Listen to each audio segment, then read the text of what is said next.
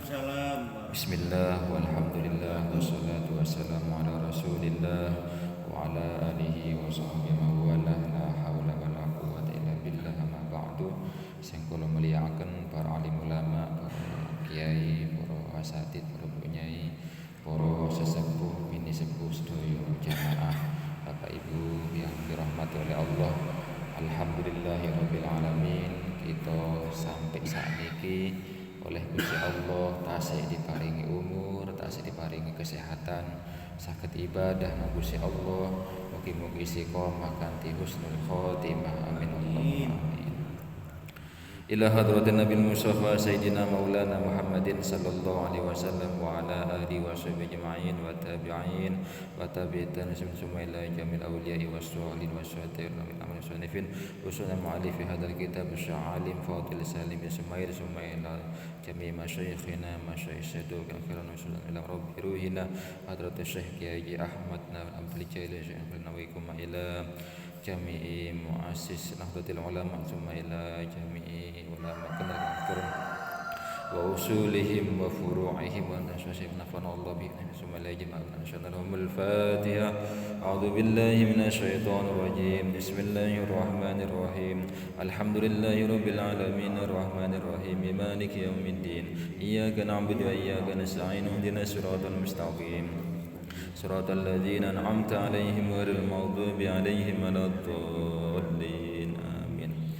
Fatihah nomor kali kita kirim dan saudara kita yang ada di negara Turki sing kena gempa, korbannya belasan ribu nggih. Dan kita alhamdulillah masih dijaga oleh Gusti Allah, dan tentu niki sebagai peringatan ten kita. Kalau ningali videonya niku masya Allah, bangunan yang berlantai-lantai tinggi bisa ambruk dalam sekejap. Artinya lek Gusti Allah ngersakaken nggih semua dalam sekejap bisa hilang apa yang kita miliki. Al-Fatihah. A'udzu billahi minasyaitonir rajim. Bismillahirrahmanirrahim. Alhamdulillahirabbil alamin arrahmanir rahim maliki yaumiddin.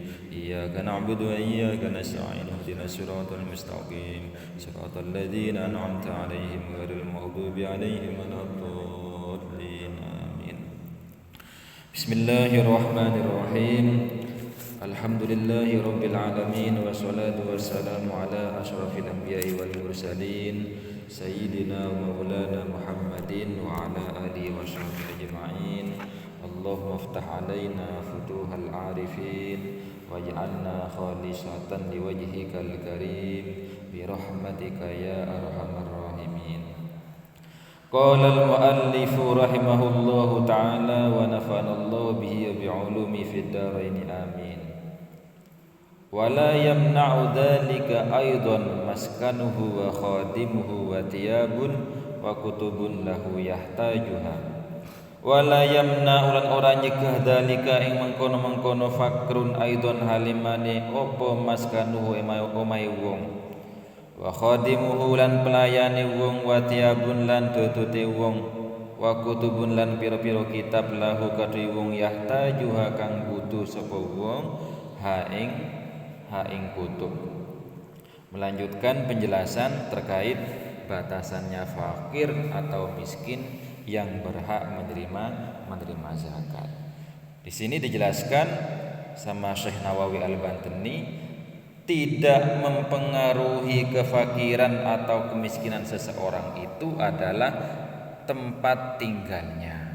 Jadi rumah niku boten pengaruh atau tidak menjadi ukuran seseorang itu fakir atau miskin niku secara zahirnya.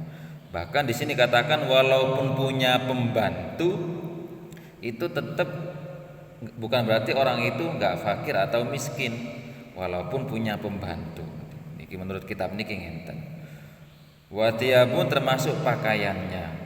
Wa kutubun termasuk di rumahnya banyak kitabnya seumpamanya, karena dia Pak Yai semuanya senang ngaji, selama kitab itu memang dibutuhkan tentu dia belajar, maka semua yang dia miliki itu rumah, pembantu, pakaian dan kitab-kitab yang dia butuhkan itu semuanya tidak mempengaruhi status kefakiran atau kemiskinan seseorang.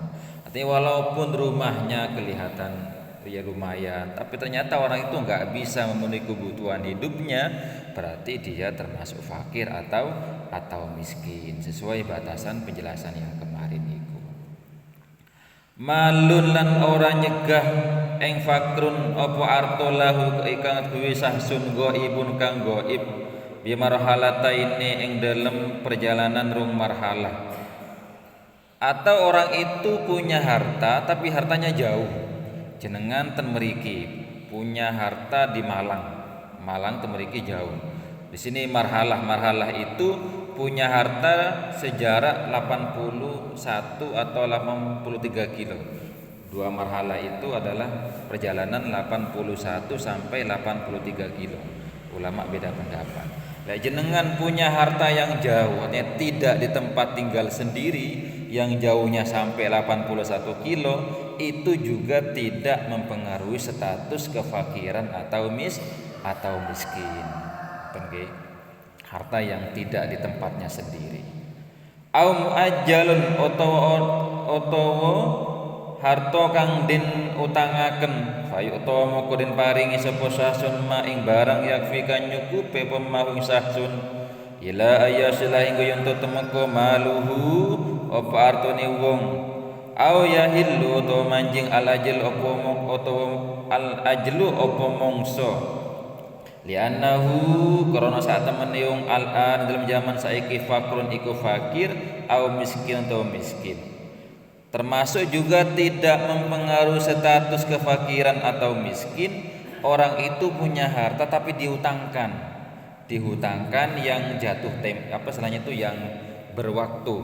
Jenengan punya uang banyak 100 juta tapi dihutangkan ke orang, belum wayahe dibayar, saat itu jenengan kok ndak punya. Saat itu ndak punya yang mau dimakan.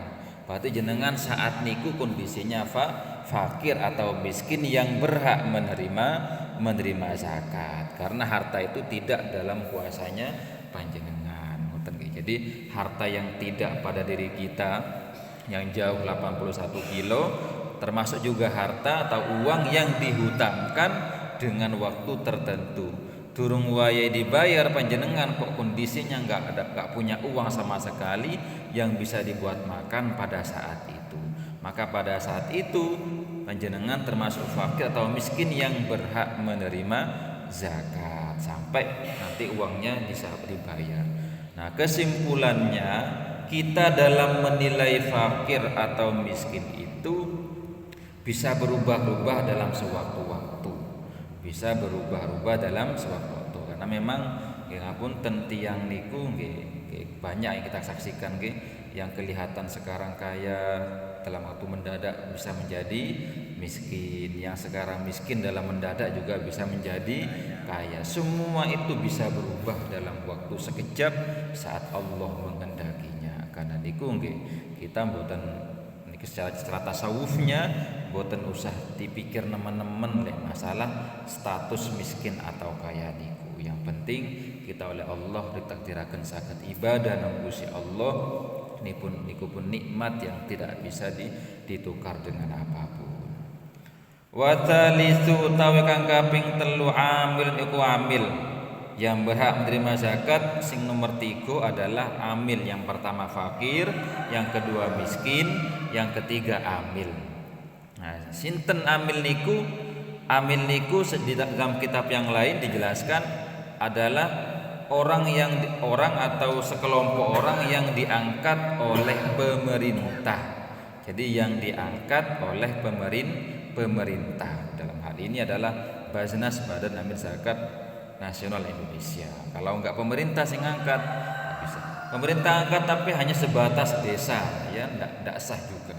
Karena secara undang-undang sampun ada regulasinya, ada aturannya, yang berhak mengangkat adalah Badan Amil Zakat. Dan mriki alhamdulillah sampun wonten amilnya. Tapi harus diketahui amil yang dibayar iku sinten? Kasain kaya wong kang lumaku ya'malu kang nyambut gawe sapa sain. Fi akhdiyah dalam ngamalab zakat min arbabil amwali saking piro-piro wong kang duwe arta. Amil itu yang dikasih zakat itu yang pertama amil yang bertugas mengumpulkan harta zakat, sing tugasnya bagian ngambili ten griya-griya. Nah niku sing dibayar, sing diparingi zakat. Jadi memang amil niku bekerja, makanya dia menerima zakat.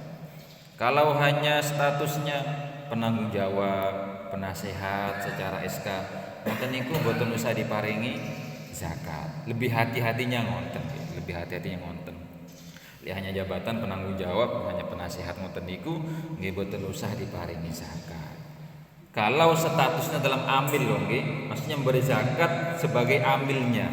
Tapi kalau penasehatnya tadi memang termasuk fakir miskin, berarti dia menerima zakatnya sebagai fakirnya atau sebagai miskinnya, bukan sebagai amilnya.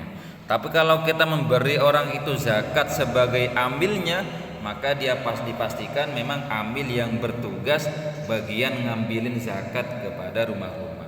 Karena memang dulu zamannya Rasulullah, Sayyidina Ali niku ngambil zakat ke Yaman yang perjalanannya ratusan kilo dan jalan kaki atau naik unta. Kita kan ngambil zakat hanya sekitar sak desa ngoten niki mumutil. Rumiyin zamannya Rasulullah niku antar negara ngambil zakat niku antar negara dan pakai unta, bisa berbulan-bulan di perjalanan. Jadi memang nopo nggih diparingi zakat niku pantes bahasan. Karena memang ada pekerjaan di situ sehingga dia diberi zakat niku pantes. Niku yang pertama. Wakatibin lan wong kang nulis, yaktu bukan nulis sapa katib ma ing barang atohu kang maringaken hu ing masapa arbabuha wong kang duwe arta. Sing nomor kali amil yang bertugas bagian penulisnya, bagian pencatatnya atau sekretarisnya. Sing bagian nyatet niku atau zaman saniki bagian ngetik dan komputer niku juga termasuk yang berhak diberi zakat. Yang pertama amil sing bagian ngambil, sing nomor kali sing bagian nyatet. Wa qasimilan kang bagiaken zakat yakum wa qasimilan kang bagiak semua kang bagiaken sapa qasim ha ing zakat alal mustahiqin ing atase pira-pira kang berhak nerima zakat. Sing nomor 3 amil yang bertugas bagian distribusi. Jadi ada yang bagian fundingnya, bagian mengumpulkannya, ada yang bagian distribusi. Nah itu juga berhak menerima zakat. Ya pancen bekerja. Wa hasyirilan wong kang ngumpulaken ya jemau kang ngumpulaken sapa hasyir al malaka ing pira-pira kang duwe harta au dawi sahamani utawa pira-pira kang duwe bagian la qadin ora masuk sapa pemerintah wa walil wong kang kuwasa. Dan yang keempat amil yang bertugas bagian humas. Humas niku bagian mengumpulkan semuanya antara muzaki sama mustahik dikumpulkan dalam satu tempat untuk sosialisasi seumpamanya. Nah, maka niku juga orang yang tadi bagian humas bahwa tadi niku berhak menerima zakat. Dan di sini disebutkan la qadin wala walin, pemerintah tidak berhak menerima zakat. Hakim istilahnya di sini atau qadhi itu biasanya identik dengan penguasa. Wa walin niki sama penguasa atau pemerintah gampangannya niku dalam SK penanggung jawab kepala desa tidak bisa menerima zakat nih, tidak bisa menerima zakat atas status amilnya.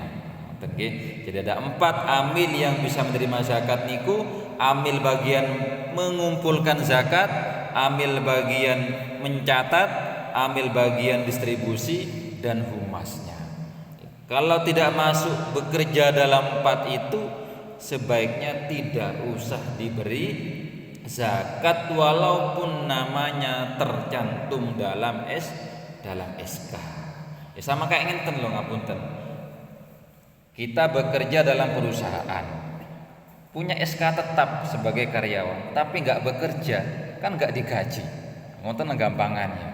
Walaupun punya SK sebagai karyawan, lek mboten kerja nggih mboten digaji. Sama dengan amil.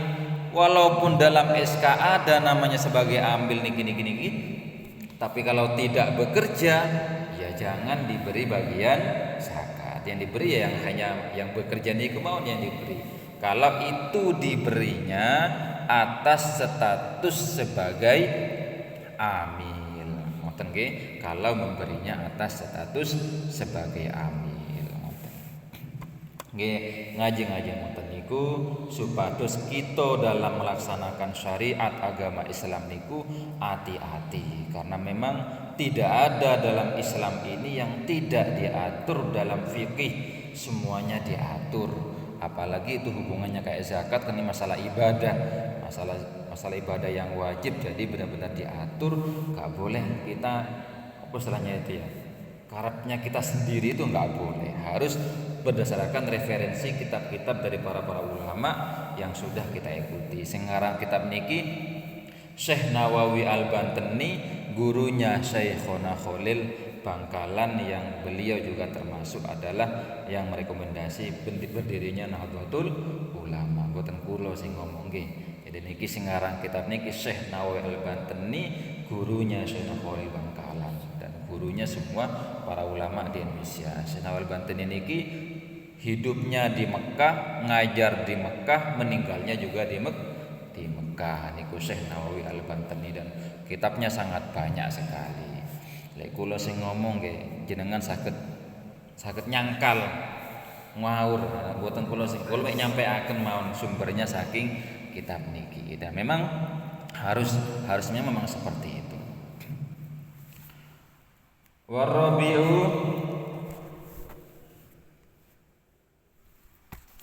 sampun kula anggap cekap niki kula tambahan penjelasan karena niki penting kula sampaiaken nggih. Dalam sholat niku kita sering mengangkat tangan, kayak angkat tangan pas ada saat takbiratul ihram, angkat tangan saat mau i'tidal, angkat tangan mau ruku, kemudian angkat tangan bangun dari tahiyat awal kalau itu sholatnya enggak 2 rakaat. Angkat tangan dalam 4 tempat niku itu yang disunahkan, tetapi selain dari 4 itu boten disunahkan. Artinya nopo, lek kita angkat tangan di selain tempat tadi niku berarti namanya kita niki menambah gerakan sholat. Paham nggih? Jadi mengangkat tangan niku hanya disunatkan dalam 4 tadi wau. Saat takbiratul ihram kita mengangkat tangan, Allahu Akbar, angkat tangan niku sunnah.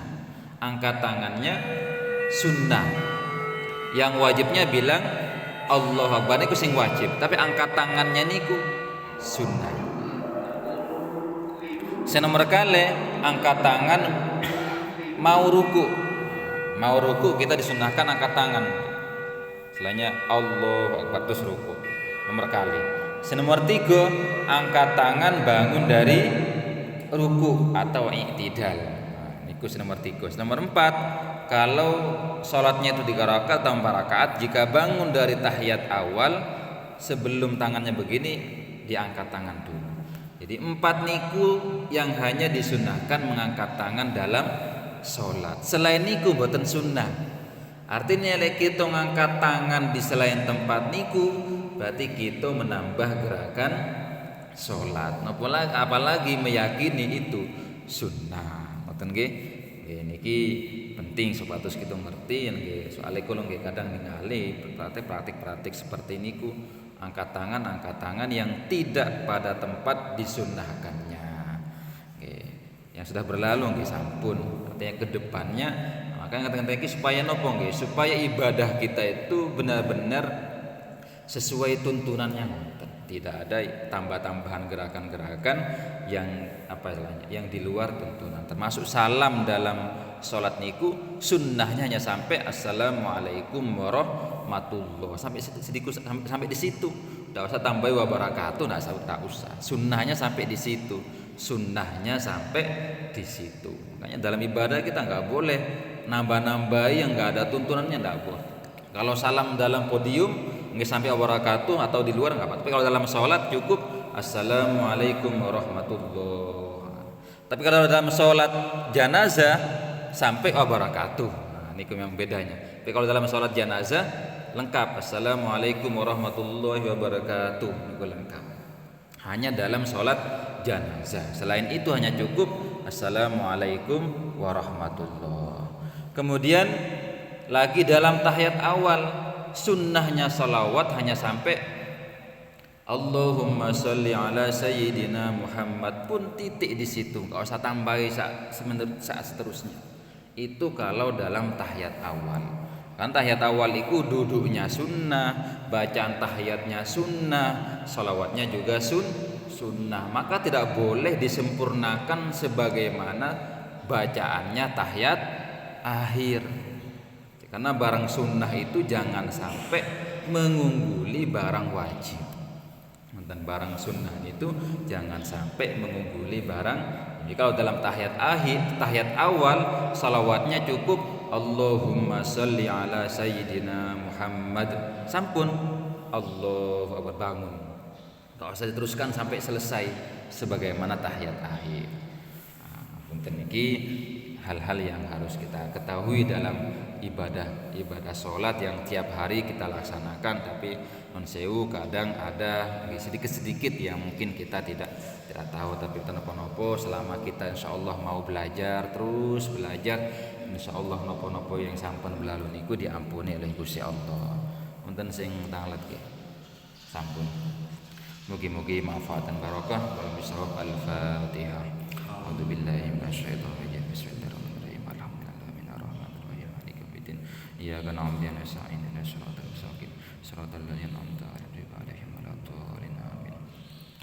Maulaya sholli wa sallim daiman abada ala habibika khairil khalqi kullihim huwal habibul ladzi turja syafa'atuhu likulli hawlim minal ahwali muqtahimi ya rabbi bil mustafa balligh maqasidana wa ghfir lana ma madha ya wasi'al karami.